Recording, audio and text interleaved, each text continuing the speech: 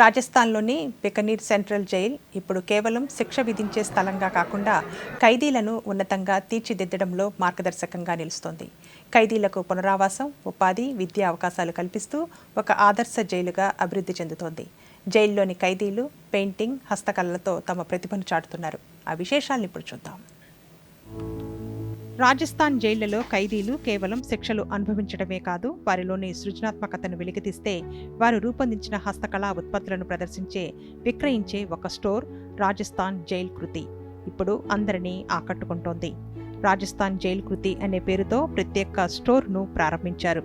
ఈ స్టోర్లో ఖైదీలు తయారు చేసిన హస్తకళా వస్తువులు, పెయింటింగ్స్, చెక్క సామాన్లు, జనపనార సంచులు, వస్త్రాలు, పర్యావరణ హిత ఉత్పత్తులు ప్రదర్శించడంతో పాటు విక్రయిస్తున్నారు. ఈ ఉత్పత్తుల తయారీకి ఎన్జీఓలు, స్థానిక కళాకారుల సహకారంతో ఖైదీలకు తగిన శిక్షణను అందిస్తున్నారు. అంతేకాక వంటలలో, సంగీతంలోనూ ఖైదీలకు శిక్షణ ఇస్తున్నారు. దీనివల్ల వారు కొత్త నైపుణ్యాలు అభివృద్ధి చేసుకోవడంతో పాటు వారిలో ఆత్మగౌరవం పెరుగుతోంది. జైలు కృతి స్టోర్ను ప్రజలందరికీ అందుబాటులో ఉంచారు. స్థానికులు, పర్యాటకులు ఈ ప్రయత్నాన్ని ఎంతో అభినందిస్తున్నారు.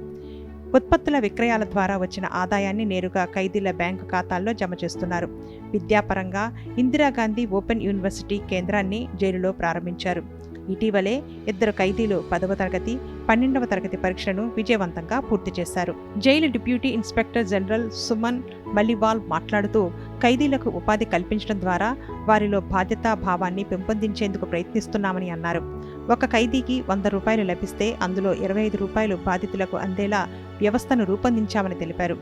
జైలు అనేది కేవలం శిక్ష విధించడానికి కాదని, అది ఒక దిద్దుబాటు కేంద్రంగా, పునరావాస పదంగా పనిచేయాలని పేర్కొన్నారు.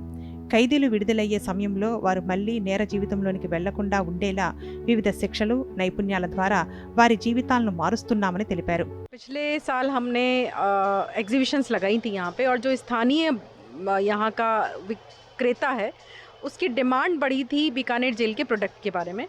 तो जेल में कोई भी चीज़ जब हम तैयार करते हैं तो हमारा उसका उद्देश्य होता है. एक उद्देश्य है कैदी को हम स्किल डेवलपमेंट दें, कैदी को रोज़गार दें, और बंदी को का जो प्रोडक्ट है वो मार्केट में बिकेगा या उसकी सेल होगी तो उसका रोज़गार बढ़ेगा.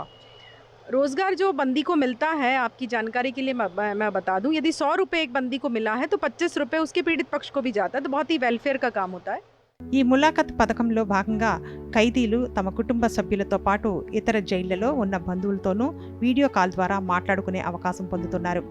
ఈ అవకాశం వారిలో మానసిక స్థైర్యాన్ని పెంచి వారి ఆరోగ్యంపై సానుకూల ప్రభావం చూపుతోంది. జైలు కృతి స్టోర్ను ఇకపై ఈ-మిత్ర, రోజ్గార్ పోర్టళ్లలో అనుసంధానించి డిజిటల్ వేదికల ద్వారా ఉత్పత్తుల విక్రయాలను చేపట్టాలని రాజస్థాన్ ప్రభుత్వం యోచిస్తోంది. అంతేకాక ఈ ఉత్పత్తుల ప్రాంతీయ, జాతీయ ప్రదర్శనలో ప్రదర్శించాలని కూడా ప్రణాళికలు సిద్ధం చేస్తున్నారు. దీని ద్వారా ఖైదీలకు మరింత ప్రోత్సాహం లభించనుంది. ఈ విధంగా బికనీర్ సెంట్రల్ జైల్ ఆత్మ నిర్భరతను ప్రోత్సహించే కేంద్రంగా మారుతోంది.